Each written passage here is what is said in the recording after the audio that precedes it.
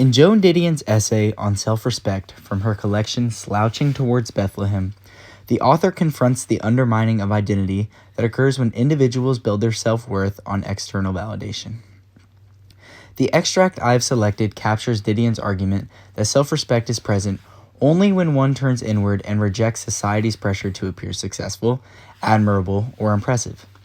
This extract conveys the global issue of how social pressures shape individuals to construct their identities around external achievements and others' perceptions, ultimately leading to a distorted sense of self-worth.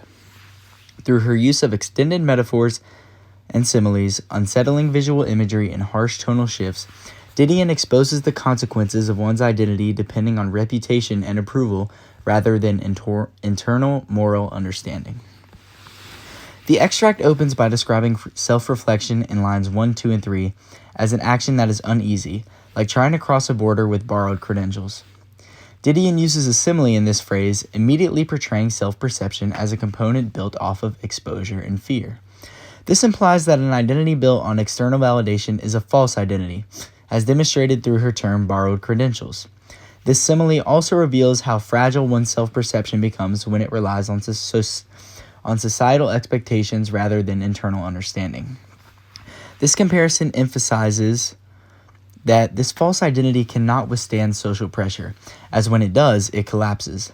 This idea is present in the entire essay, especially in her confession about failing to make Phi Beta Kappa, as she understands that her previous self-worth was based on the assumption that she would always achieve society's standards of success.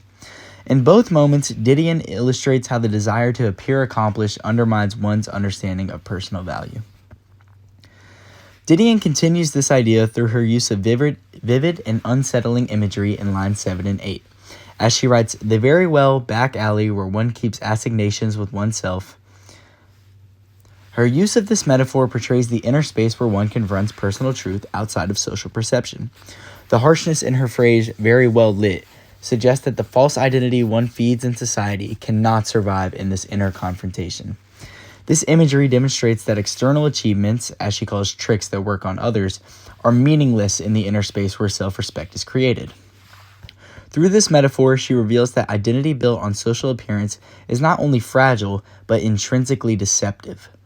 This reflects the broader argument of the essay, where Didion later describes people without self-respect obsessed with their failures because they rely on external approval to define themselves. The extract's metaphor conveys the essay's overarching theme that society encourages individuals to adapt themselves for others, leaving them separated from their own moral foundations. This argument is clarified in Didion's harsh claim when she writes in lines 13, 14, and 15, "The dismal fact that self-respect has nothing to do with the approval of others."